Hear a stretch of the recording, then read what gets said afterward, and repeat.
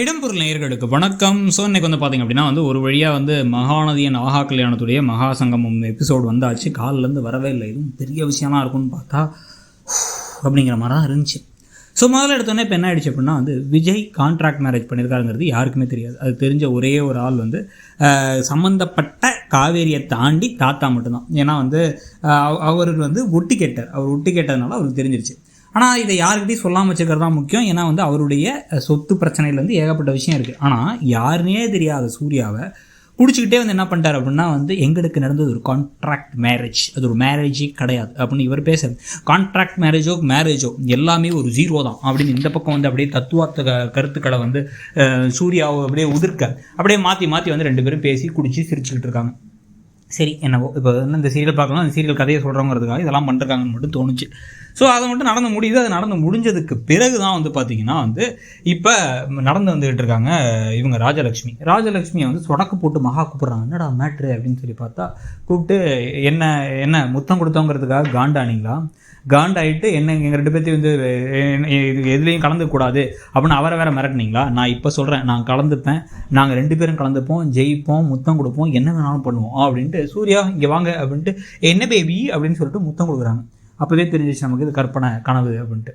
உடனே இது கனவுல அப்படியே எந்திரிக்கிறாங்க. அப்படியே பயந்து போய் ராஜலட்சுமி எந்திரிச்சு ஐயோங்கிறாங்க. இப்படி முத்தம் கொடுத்தா என் கனவுல அப்படின்னா கனவுல கொடுத்த முத்தத்துக்கே பயப்படுறாங்க. இவ்வளோ தூரம் வருத்தப்படுறாங்களா? நிஜமாக கொடுத்தா அவ்வளோதான் நெஞ்ச பிடிச்சிட்டு போயிடுவா போலையே அப்படின்னு சித்ரா மனத்தில் யோசிச்சுட்டு ஒன்றும் கவலைப்படாதீங்கக்கா, அப்படிலாம் நடக்காது, அவன் போட்டியில் கலந்துக்க மாட்டாங்கக்கா அப்படின்னா போட்டியில் அவன் கலந்துக்கவே கூடாது, என்ன நடந்தாலும் சரி அவன் கலந்துக்கவே கூடாது அப்படின்னு அவங்க அப்படியே தூக்கத்தை வளர்றாங்க. அப்படியே ஒன்றும் இப்போ கவலைப்படாதீங்கக்கா அப்படின்னு சித்ரா ராஜலட்சுமியை சரி பண்ணி எப்படியோ தூங்க வைக்கிறாங்க. இப்போ தாத்தாக்கள் ரெண்டு பேரும் சேர்ந்து ரொமான்ஸ் சீன்ஸ் எல்லாம் பிளான் பண்ணதுக்கு பிறகு எப்படி நம்மளுடைய பேர குழந்தைகள் ஒன்றா சேர்ந்து காதலிச்சு அப்படியே ஒரு ரொமான்டிக்காக இருக்கணும் அப்படின்னு பிளான் பண்ணாங்க. சூப்பர் தாத்தாஸ்லாம் இப்படி எங்கேயும் இருப்பாங்களா தாத்தா? இப்போ அடுத்த கட்ட பிளான் என்னென்னா இப்படி விளையாட விடாமல் பண்ணுறாங்களே, அப்போ நம்ம என்ன பண்ணலாம் அப்படின்னா சொந்தக்காரங்களையும் இன்வைட் பண்ணுறோம், மாமியார் மாமனார் அவங்களுக்கும் ஒரு காம்படிஷனை போட்டு அவங்களையும் உள்ளார சேர்த்து விட்டோம்னா கதை இன்னும் சூடு பிடிக்கும்ல. அவங்க வேறு வழி இல்லாமல் ஒரு பாண்டு கிரியேட் ஆகும். போட்டியில் ஜெயிக்கணுங்கிறதுக்காக ஒன்றா வாங்க அப்படின்ட்டு இப்போ தான் சிறகடிக்க ஆசையிலையும் அதே தான் போட்டிருந்தாங்க. டீம் பிரித்து போட்டு இவங்கள அம்மாவையும் அப்பாவையும் அப்படின்னு ஏதோ டீம்லாம் போட்டாங்க. அந்த மாதிரி இங்கேயும் ஏதோ ஒரு கதையை சொல்லிட்டாங்க. சரி ஓகே அப்படின்னு சொல்லி இருக்க காலையில் எழுந்துச்சு பார்த்தா சித்ராவும் ராஜலட்சுமி, இதில் வேறு ராஜலட்சுமி பேர் ராஜேஸ்வரின்னு வேறு சொல்லிருக்காரு 2-3 தடவை. என் மருமக ராஜேஸ்வரி வீட்டுக்கு வந்தபோது கொஞ்சம் கூட அவளை பார்த்து இன்செக்யூர் ஆகலை ஏன் பொண்டாட்டி அப்படின்னு பேசும்போது அது அந்த காலம்டா, இந்த காலம் அப்படி இல்லை அப்படிங்கிறார் இவர் வேறு. சரி ஓகே அடுத்து என்ன தான் நடக்க போகுது அப்படின்னு நம்ம பார்த்தோம் அப்படின்னா இவங்க வந்துட்டே இருக்காங்க. நடந்து காலையில் எழுந்திரிச்சு ராஜலட்சுமி சித்ராவும் போட்டிக்கு ரெடி ஆகலையா அப்படின்னா போட்டியில் கலந்துக்கலன்னு அவங்க கூட சொன்னானே அவனுக்கு வேறு வேலை இருக்கான் அப்படின்னா டேமிட் அதெல்லாம் ஒன்றும் கிடையாது. எல்லாரும் போட்டியில் கலந்துகிட்டே தீரணும். இந்த போட்டி தான் முக்கியம், பிஸ்னஸ்லாம் முக்கியம் இல்லை. அதே மாதிரி இந்த தடவை போட்டியில் மாமனார் மாமியாருக்கும் ஒரு ரவுண்ட் இருக்கான், நீங்கள் தான் கலந்துட்டாகணும். நீ கலந்துப்பியா மாட்டியா, என் மேலே மரியாதை இருக்கா இல்லையா அப்படின்னு சித்ரா ஒரு பல்ட்டி அடிச்சு நான் கலந்துக்கிறேன் அப்படின்ட்டாங்க. ராஜலட்சுமி நானும் கலந்துக்கிறேன் வேறு வழி இல்லாமல் சொல்ல கிளம்பி ரெடியாக வாமான்னு சொல்லிட்டாங்க. இதில் இந்த அன்பரசை வேற நீ தான் காவேரியோடைய மாமனாரும் கலந்துக்கணும் அப்படின்ட்டாங்க. ஸோ அதனால் அவர் வேறு ரெடி ஆகிட்டு இருக்கார். வேறு வழி இந்த போட்டியில் நான் தோத்து காமிக்கிறேன் அப்படின்னு எதையோ பேசிக்கிட்டு இருந்தார். அதே மாதிரி அவங்களும் பேசிக்கிட்டு இருந்தாங்க. இதுனோட மகா போய் சூர்யா வாங்குங்க டைம் ஆகிடுச்சு நம்ம கிளம்பணும், நம்ம காம்படிஷனில் கலந்துக்கணும் அப்படின்னா காம்படிஷன் அதில் நான் ஏன் கலந்துக்கணும், நான் தான் சொல்லிட்டேனே உனக்கு காது எதுவும் கேட்காதா முடியாது அப்படின்னு சொல்லிட்டு இருக்கும் போதே அவங்க அம்மா ராஜலட்சுமி போட்டியில் கலந்துக்கணும் வா என்னையும் கலந்துக்க சொல்லிட்டாங்க நானும் வரேன் அப்படின்ன உடனே என்னம்மா நீங்கள் தானே வேணானீங்க அப்படின்னு போன ஒய்ஃப் முன்னாடி வெக்கமே இல்லாமல் சொல்கிறார். எங்கள் அம்மா சொன்னாங்க அதனால தான் நான் கேட்டேன் அப்படின்ட்டு. என்ன மாதிரி ஒரு ஹீரோன்னு பார்த்துக்குங்களேன். எல்லா ஹீரோக்களும் மட்டி ஹீரோவாகவே இருந்தால் என்ன தான் பண்ணுறது. உடனே அவர் என்ன சொல்கிறாரு அப்படின்னா என்னம்மா நிஜமாவா அப்படின்னா கலந்துட்டு தான் ஆகணும், உங்கள் தாத்தா சொல்கிறார், உங்கள் தாத்தாவுடைய சந்தோஷத்துக்காக நம்ம கலந்துக்கணும் வா அப்படின்னோடனே மகா வேற ஸ்ட்ராங்காக இருக்கே எல்லாரும் வர போகிறாங்களா அப்போ ஒரே ஜாலியாக இருக்கும் அப்படின்னு அவங்க வேற முடிவு பண்ணிட்டாங்க. இதில் இந்த பக்கம் விஜய் வேற சேரணும் மூஞ்சி எடுத்துக்கிட்டு அவரும் நேரம் கிளம்பி வராரு. இதை விட ராகினியை எதுக்கு அவங்கள கூட்டு சேர்த்துக்கிட்டாங்கன்னு தெரியல. ஒரு வில்லி வேணும் இந்த சைட் கதையில் இருந்துட்டு அவங்கள வேற உட்காந்து அவங்க மறைச்சு பார்த்துக்கிட்டு இருக்காங்க. நாளைக்கு இந்த சிசிடிவி கேமரா இருக்கா அவளை, அதனால் நம்ம காவேரியை தள்ளி விடலான்னு பிளான் பண்ணிக்கிட்டு இப்போதைக்கு உட்காந்துருக்காங்க. உட்காந்துருக்கும் பொழுது என்ன பண்ணுறாங்கன்னா புதுசாக இன்னும் 2 பேர் வராங்க அப்படிங்கிறாங்க. யார் அப்படின்னு பார்த்தா கோடீஸ்வரியை கூட்டுறாங்க. கோடீஸ்வரியை கூட்டு இவங்க தான் இந்த ஐஸ்வர்யா அண்டு மகாவுடைய அம்மா இவங்களும் கலந்துக்க போகிறாங்க அப்படின்னு உடனே அவங்க என்ன பண்ணுறாங்க டான்ஸ் எல்லாம் ஆடுறாங்க. மேடையில் டான்ஸ் ஆடிச்சு நம்ம மானனே போகுது அப்படின்னு இந்த சித்ராவும் ராஜலட்சுமி அப்பா சாமி ரொம்ப ஓவராக பண்ணாதீங்க அப்படின்ற மாதிரி இருந்துச்சு. ஆனால் அதை விட ஓவர் ஆக்ஷன் வேறு பண்ணிட்டுருந்தாங்க. கோடீஸ்வரி வேறு நான் அம்மா அப்படிதான் அப்படின்னு ஏதோ மைக்கை கொடுத்தோன்னே வித்தியாசமாக பேசிகிட்டு இருந்தாங்க. அவங்கள போய் உட்கார வச்சாச்சு. இப்போ அடுத்து ரெண்டில் யார் ஜெயிப்பா, அவங்க 2 பொண்ணுங்களில் அப்படின்னா அவங்க மகா அப்படின்ட்டாங்க. அதை கேட்டு ஐஸ்வர்யா அப்படியே கோவமாக இருக்காங்க.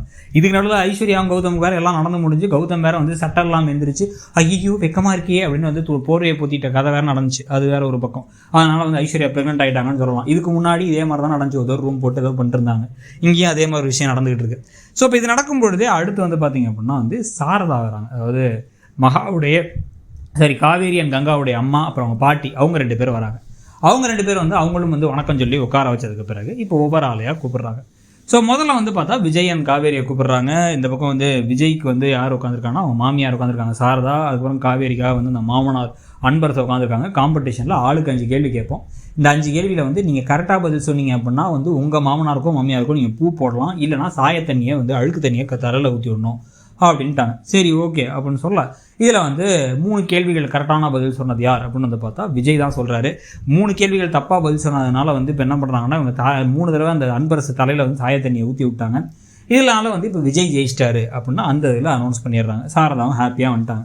இதுக்கு பிறகு யார் போகிறா அப்படின்னு வந்து பார்த்தா கங்காவும் குமரனும் போகும்பொழுது இப்போ யார் கங்காக்காக உட்காந்துருக்கான்னு பார்த்தா பாட்டி உட்காந்துருக்காங்க. பாட்டியும் அவங்க அம்மா உட்காந்துருக்காங்க. அதுலேயும் வந்து பார்த்திங்க அப்படின்னா கங்கா நல்லா ஆன்சர்லாம் பண்ணி அவங்க ஜெயிச்சிட்டாங்க. ஜெயிச்சு வந்து எங்கள் பாட்டிக்கு ஸ்வீட்டே பிடிக்காது அப்படின்னு சொல்ல விஜய் வந்து அவர் கேட்ட கேள்வியில் இவங்களுடைய காவேரியோட அப்பா என்ன பண்ணுறாரு, எந்த ஊர்லேருந்து வந்தார், வேலை பார்த்தார் அப்படின்னா கத்தார் அப்படிங்கிறத கரெக்டாக சொல்கிறாரு.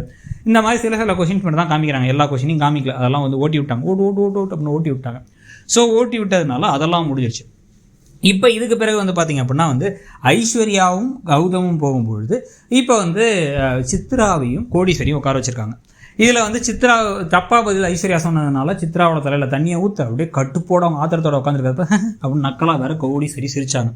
அதுக்கப்புறம் கௌதம் தப்பாக சொன்னபோது கோடீஸ்வரி ஓட போனவங்கள பிடிச்சி அமுக்கி உட்கார வச்சு அவங்க தலையிலையும் தண்ணி ஊற்றி விட்டாங்க. அப்புறம் டான்ஸ் எல்லாம் ஆடி எல்லாத்தையும் அனுப்பி விட்டாச்சு. இப்போ இந்த சம்பவங்கள்லாம் நடந்து முடிஞ்சோன்னா இதை பார்த்து தாத்தாக்கள் சந்தோஷமாயிட்டு இருக்காங்க. இதில் எங்கே வந்து இந்த மாமனார் மாமியாருக்கும் இந்த இவங்களுக்கும் வந்து என்ன பாண்டு கிரியேட் ஆச்சுன்னு நமக்கு இன்னும் ஒன்றும் புரியலை. ஆனால் வந்து அப்படியே ஒரு நெருக்கம் உண்டாயிடும், ஒரு சுருக்கம் உண்டாயிடும் அப்படின்னு எதையோ வசனம்லாம் வந்து இந்த ரைமிங்காக பேசிக்கிட்டு இருந்தாங்க. ஸோ இப்போ இதுக்கு பிறகு வந்து பார்த்திங்க அப்படின்னா வந்து இப்போ தான் வந்து மகாவையும் சூர்யாவையும் கூப்பிட்றாங்க. மகாவுக்காக வந்து வரப்போகிறது யாருன்னா வந்து கோடீஸ்வரி வராங்க. இன்னொரு பக்கம் வந்து பார்த்தா வந்து ராஜலக்ஷ்மி எந்திரிக்கிறாங்க. ராஜலக்ஷ்மி எந்திரிச்ச உடனே மகாவை கூப்பிட்டு உன் வாழ்க்கை ஃபுல்லாக என் மேலே கோவம், ஆத்திரம், வெறுப்பு எல்லாம் இருக்குல்ல, அதெல்லாம் தீர்த்துக்கிறதுக்கு ஒன்று கரெக்டான வழி தான். 5 கேள்விக்கு நீ பதிலை தப்பாக சொல்லிட்ட அப்படின்னா 5 தடவை என் தலையில் சாயத்தண்ணியை ஊற்றி என்னை அவமானப்படுத்தி அசிங்கப்படுத்துவாங்க, எல்லாரும் கைகொட்டி சிரிப்பாங்க. நீ அதை பார்த்து என்ஜாய் பண்ணு, உனக்கு அதானே வேணும், உனக்கு மனசில் அது ஆசை இருக்கணும்னு தெரியும், அதையே செஞ்சுருங்கிறாங்க. இதில் 2 விஷயம். ஒன்று, சூர்யா கிட்ட வந்து மகா இவ்வளோ கேவலமாக வேணுன்னே தப்பாக பதில் சொல்லி என் தலையில் தண்ணி ஊற்ற வச்சிட்டா அப்படிங்கிறது ஒன்று. இன்னொன்று வந்து பார்த்திங்க அப்படின்னா வந்து இதுக்கப்புறம் வந்து இந்த காம்படிஷனில் அவங்க தோற்று ரொம்ப கம்மி பாயிண்ட் எடுத்தாங்கன்னு வெளியே போகிறதுக்கும் வாய்ப்பு இருக்குது அப்படின்னு பிளான் பண்ணி ராஜலக்ஷ்மி போக அப்படிலாம் என்னத்தை இப்படி பேசுகிறீங்க அப்படிங்கிறாங்க. நாளைக்கு அப்படியே ராஜலக்ஷ்மியை காப்பாற்றுறதுக்கு மகா டிசைனாக பதில் சொல்லுவாங்கன்னு நினைக்கிறேன். ஸோ இன்றைக்கி எபிசோடை பற்றி நீங்கள் என்ன நினச்சிங்க, இப்போ நடக்கிற கூத்தெல்லாம் எப்படி இருக்குங்கிறத சொல்லுங்கள். தேங்க்யூ. இடம்பொருள் நேயர்களுக்கு வணக்கம். ஸோ இன்றைக்கி வந்து பார்த்திங்க அப்படின்னா வந்து ஒரு வழியாக வந்து மகா